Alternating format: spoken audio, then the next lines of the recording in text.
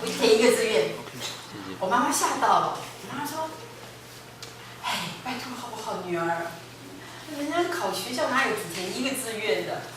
我说：“没关系，我一定是第一志愿。”我妈说：“好了，再填一个就好。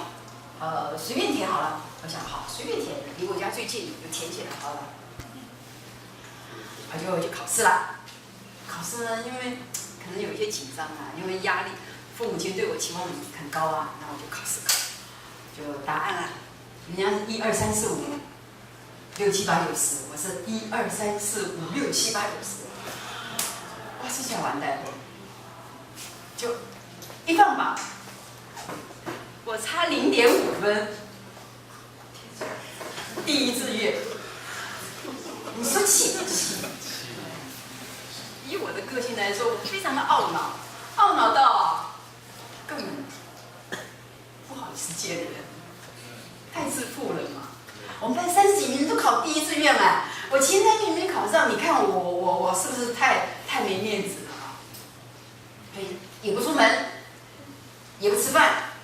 那我妈妈就在想说，这个女儿每天在家这样子，她也难过。哎。正好我们家后面有一个我们会所的一个妈妈，她来请我妈去听福音。我妈想，我这个女儿，这个每天憋气气的在家里面，就问我说：“晚上啊，那个妙妈晚上要请我们去他们教会去听福音，你要不要去啊？”我想说，我啊，白天不好意思见人，晚上大概没有人看到我。好，我就晚上的就跟我妈去教会听福音。那你们福音里面啊，讲什么？其实说老实话，我也没有很懂。但是那首诗歌啊，我到现在还只会背，叫做“阻断开一切锁链，阻断开一切锁链，阻断开一切锁链，主把我释放。”阻断开一切锁链，阻断开一切锁链，阻断开一切锁链，主把我释放。哎呦，你知道唱那首诗哦，哎呦，我里面啊发觉啊，哇，那个锁链啊，好像被一个人剪断了。哎呀，我里面啊，觉得我多日来啊，自己捆锁自己，自己的骄傲，自己的自负，自己的所有。好像无形中来到这个地方，被一个人啊剪断，我里面就得着了一个安息了，我就非常的喜乐。所以那一天的晚上，我就和我的母亲同时的受浸。那我们家就开始有一些的转变。其实我的母亲是人家称为什么？冰山美人，我母亲是我们那个村子里面美女数1数2的美女，是非常非常的漂亮。你看她到现在年纪很大了，邻居看了我都会说，我们的以前的老朋友都会跟我妈讲，哎呀，你妈妈年轻时候多漂亮，多漂亮，多漂亮。我妈是很漂亮，但是呢，有一件事情，我很少看到我妈妈有笑。我很少看，但是自从我妈妈受浸之后，我发觉最大一点，我妈妈开始变了，她开始脸上有笑容了。她是在大陆的时候，是上海的地方，上海那附近数1数2有钱千金，他们家的那个船啊，他们家那个船是起烧的船。所以家里非常有钱，这个茶来伸手，饭来张口，这样子的一个千金，因为战乱，所以就我父亲呢，我父亲正好他投笔从戎，就到了，就到我母亲那个地方呢，就是在那个地方安营，就是打仗嘛，就是到处安营。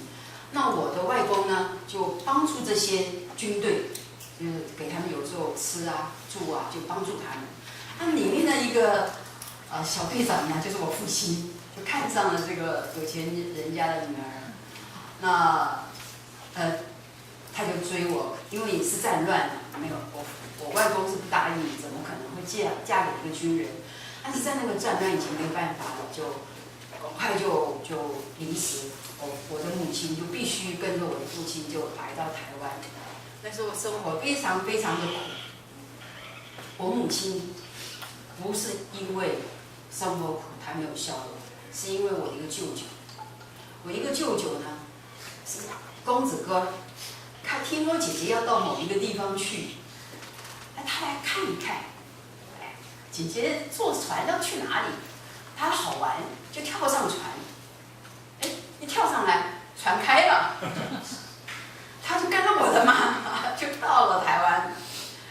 一来也不过十几岁，16、17岁，所以呢，就父母亲也不在身边，就不学好。那不学好呢，就我的母亲啊，就为他伤透了脑筋。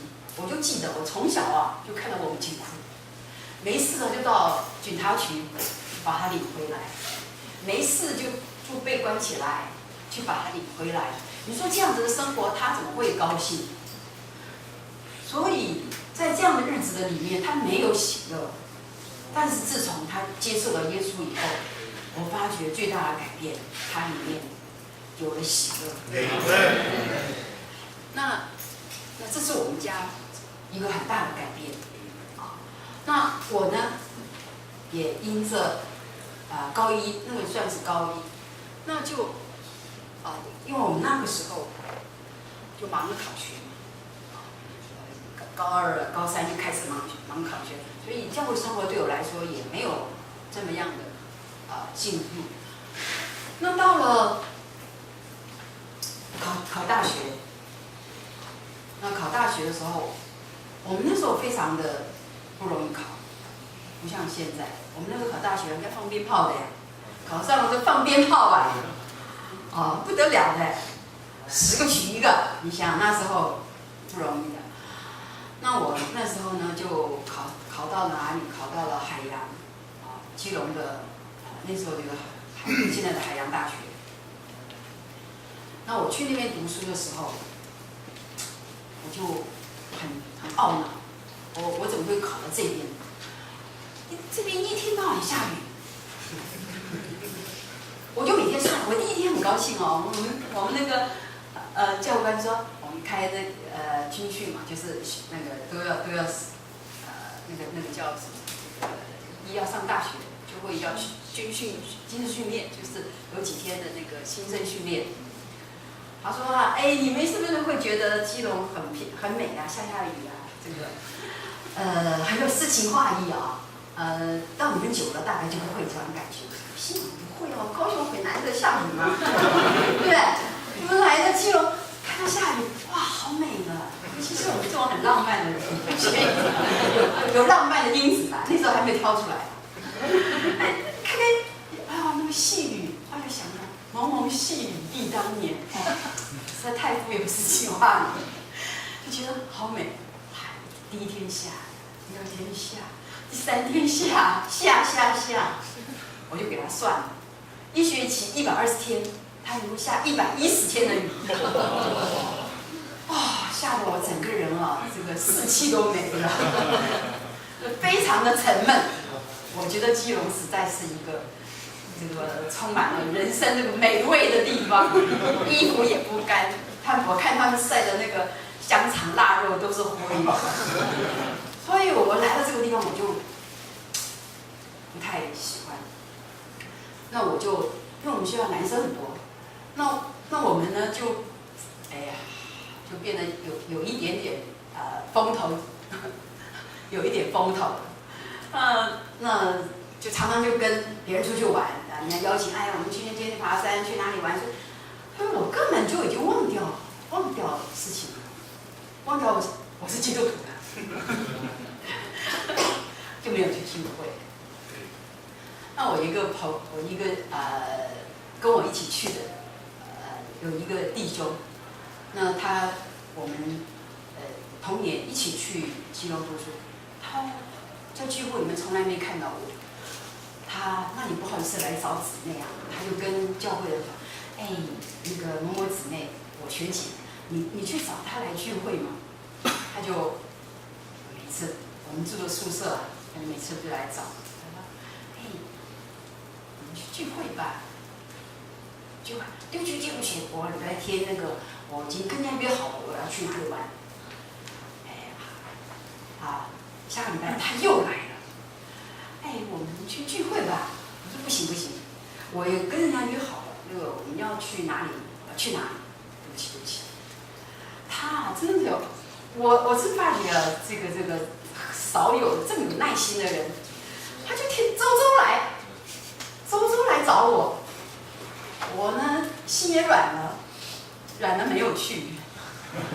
我说，哎，我觉得你真的很有耐心啊！我跟你讲，我宿舍我寝室有一个同学啊，他对主耶稣啊很有心哎，我帮你们两个介绍，以后就请他去。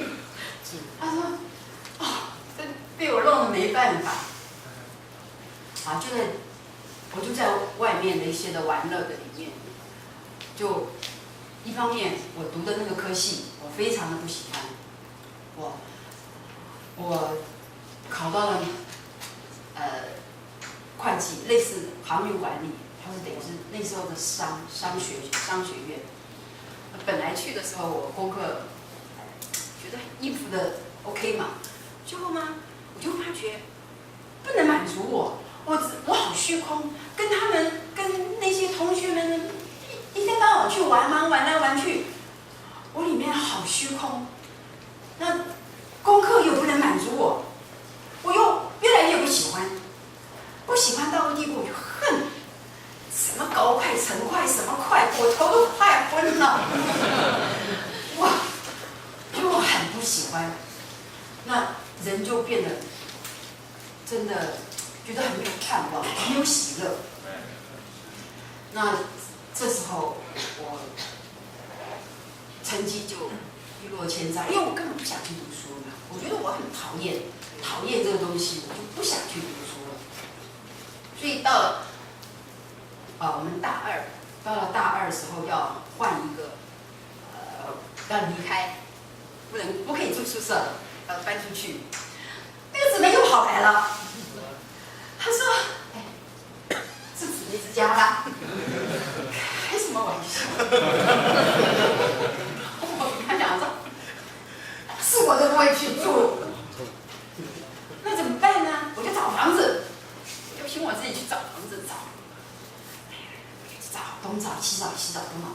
哎，我的同学啊，人家都找到房子了，就是我找来找去找不到房子，已经那个快放暑假了，那学期结束了，我的东西必须得要放的地方啊，没办法了，他只有死皮赖脸跟他说：“好吧，我的东西只有借放在教会里面，但是我不会住。”好，我就把东西捆，就放在会所里面。开学前几个礼拜，我再来找房子，我就不想听，我找不到，再找去，我还是找不到房子，没有一个房子我觉得看的是顺眼的，怎么办呢？只有把脸一蒙。住吧，就过。我是非常的，你就知道那个住在会所里面，又要晨更，又要所有聚会都要聚会。对我来说，根本没有心的人要做这些事情，我简直是要我的命。但就在这时候，我那个有些人就不太合适，就要离开了。那我当然应该要离开，是我第一个啊。就看有些人搬了，那我呢就想说，哎呀，我不能再搬的话，服侍我的人，我觉得对他对不起，就冲着这件事情，我就留下来了。我这一留，主就帮我留在教会里。主就在我里面动了善功。主就借着外面的环境来摸我这个人。我记得大二的时候，那时候我去跟同学去爬大雪山。大雪山呢，我们3个人跟那个救国团去爬大雪山，爬到山上的时候，那时候已经领队说，那时候不像现在，又是什么雪衣雪鞋又是什么的，我们那时候几10年前，我就穿个夹克，就穿个小平底球鞋，就穿鞋子就去爬了耶，冰天雪地里面，我们就爬。那天气太冷了，冷到我都已经受不了了。领队就说爬不动的就赶快下山了，爬得动就赶快上山。你想我上山还下山？对，哇，你太了解我的个性了。幸好大雪山呢，这么难得来的，我当然要爬。我就跟我的2个同学讲说，我不要麻烦你们了，我慢慢爬，你们先走吧，不要拖累你们先走。好，他们2个就赶快跟队走了。那我呢，就慢慢爬，就爬1步就滑2步，爬1步就滑2步下来，冰天雪地，没多久，大雪山上整个起雾，白蒙，我不晓得那个叫不叫雾，那个几乎是我的眼睛被一片白色的东西蒙住了，我手伸出来，我看不见我的手，人家是黑的看不见我是白的看，我手伸出来看不见，我整个人就慌了，我就喊啊，有没有人？只听到什么？我听有没有人？我说完蛋，好，这个就整个人就倒在雪堆上面。我心里想，我再有2分钟没有人来救我，我就必死，我就没办法了。就想到，我信耶稣对呀，我祷告看看吧，我就跪在雪堆上面，我就跟这位主说，主啊，不要让我死在这个大雪山上，求你来救我，还让我有机会见我的父母亲。求你来救我！我就很微弱，祷告，我就慢慢把头抬起来的时候，那个雾慢慢散了一些，远方就看到3个影子在那晃，我就很高兴，我就正好，我戴了一个红色的围巾，比这个还鲜艳。我就在雪堆上面就摇，那3个人，那3个影子忽然就冲向我，就帮我带下山去。这件事情对我来说非同小可。你知道，在这个时候谁能救你？我喊我的父母亲，他能来吗？我的同学能救我吗？我这时候没有1个人能救我，只有这位真神，他能够听到我的呼求。那3个人怎么回头的，我到现在都不知道谜底，但是我知道这位神救了我。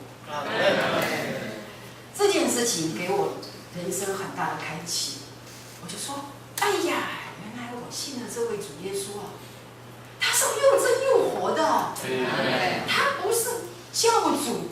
我今天不是信了一个基督教，我是接受一个活的人会在我的里面，只有他能够救我。所以这件事情对我来说是个非常非常大的一个开启。